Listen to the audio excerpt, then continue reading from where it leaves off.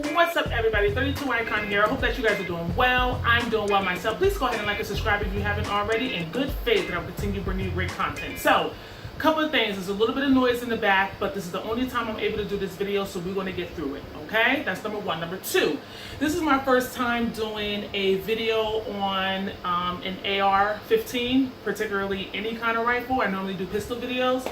So we're going to get through it, and it is not a review. It is just to go over what I've done to my AR, since a lot of you asked me, you know, what's on my AR, how did I set it up? So again, this is not a review, it's just to let you know what my AR looks like, all right? Now, in the state of Connecticut, as regular civilians, we're only allowed to buy pre-banned ARs, okay? You can buy other little rifles here and there, but as far as a AR-15, it has to be a pre-banned if you're a regular civilian. Law enforcement, military, they have other stipulations and they could pretty much buy whatever they want, but I'm a civilian, so this is what I have. Now, if you want to know what a pre-ban is, long story short, back in like 1994, Bill Clinton signed a assault weapons reform bill. It was like, I don't know, 10 years long, and it prohibited all states from buying assault rifles, as they call it. And the bill expired, and all states were allowed to buy whatever they wanted. The Sandy Hook tragedy happened up here in Connecticut, and so our governor went back to what was initially written in the bill, and somehow, I don't know, Connecticut found a loophole or something and allowed us to buy pre-ban rifles that were made before the ban. Long story short, but that's a video for another time. But anyway, this is a pre-ban. So I bought this off of a friend, and before I get into the details of it, because I know all you safety police on YouTube, let me just let you know that the gun is safe. I checked it even before I started recording, so it's safe. All right, now, so I bought this from a friend, and I'm standing up, so I'm gonna try to get this in the video as much as I can. When I purchased this from a friend, it was, well, it's an essential arms lower, and the upper receiver was a little different. So what I did was I went to a friend of mine who is a gunsmith, and he also put together rifles, and he changed the upper receiver. He also changed the handguard, so it's all from Gun Tech, and he put it together for me, just so you guys can see it. And this is a light rail, a lightweight rail.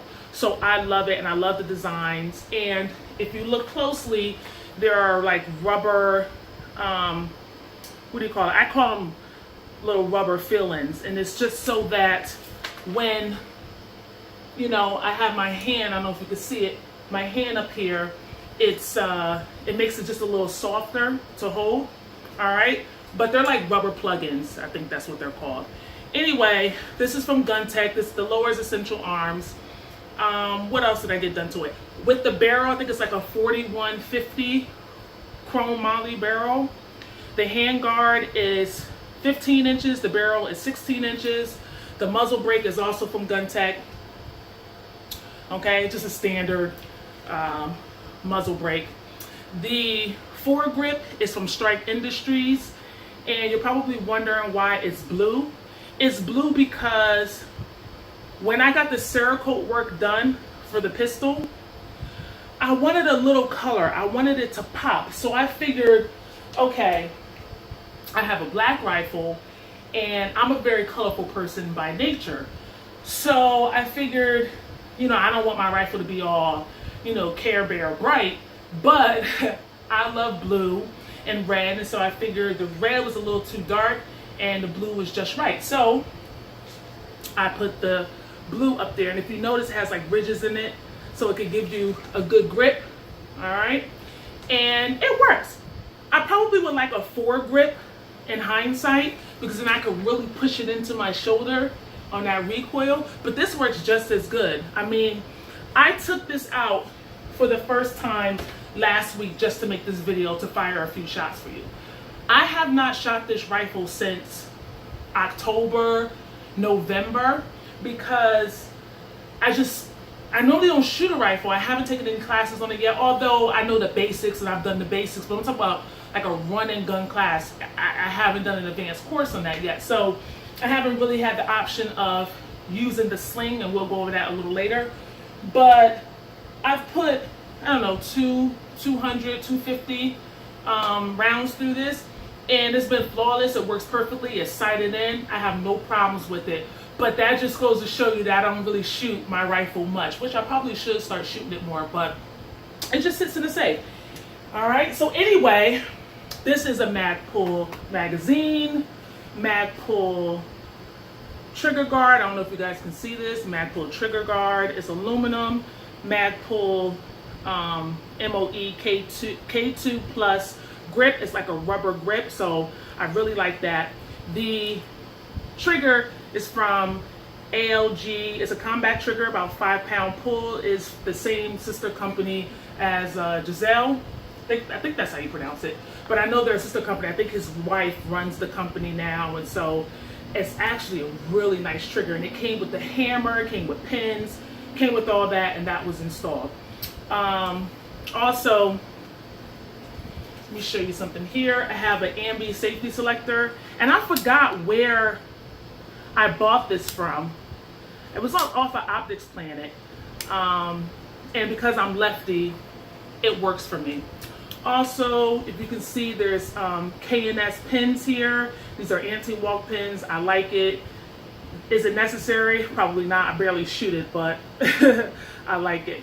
I have an NEWBIE charging handle here from Radiant Raptor. I love it. It makes it easy for me to, after I'm finished, blah, blah, blah, blah. If I need to put a magazine in, charge it again, it sticks out. I don't know if you can see that. It sticks out so I can just grab onto it. The stock is from Strike Industries. It's adjustable, okay? I also had the Cerakote work done to that as well. It came in black, but after it was Cerakoted, you can now see the distress look, okay? And this is it's a Viper stock, okay?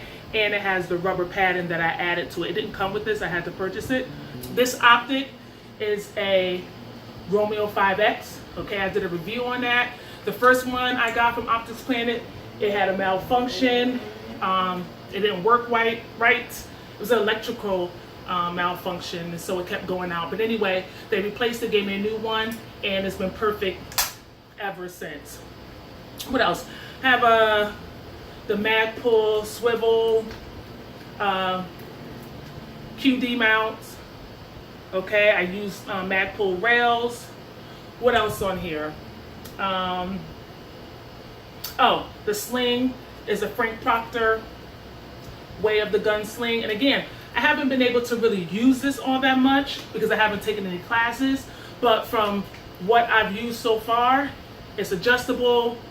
There's nothing really hanging off, so it works really well for me so far. The light on here is an Enforce, what do you call it? An Enforce Generation 2 weapons mounted light on here. And the setup looks kind of funny, but that's probably because I'm left-handed. So it probably looks funny to you, but that's my setup right there. Okay, and it works really well.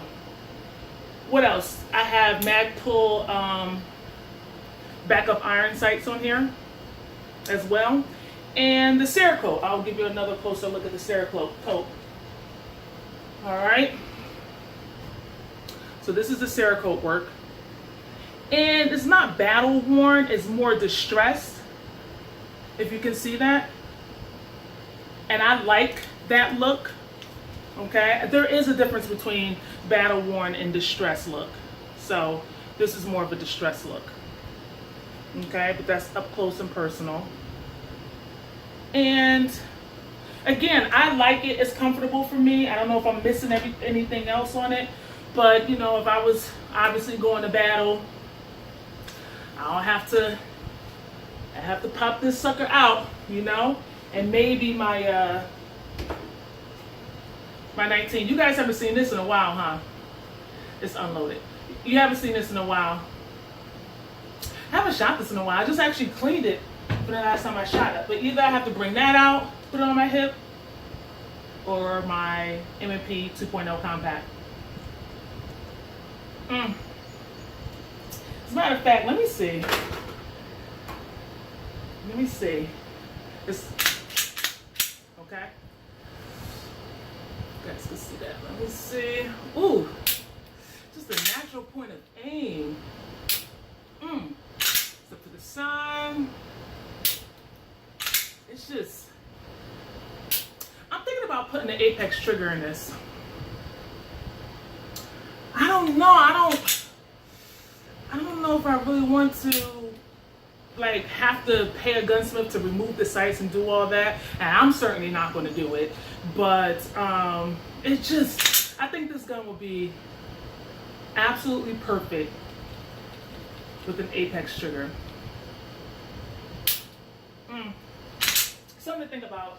But this is a beauty too. So, whoop. I gotta tighten that light on. There we go. It was a little loosey-goosey. But this is a beauty too. Do you guys use red dots on your pistols?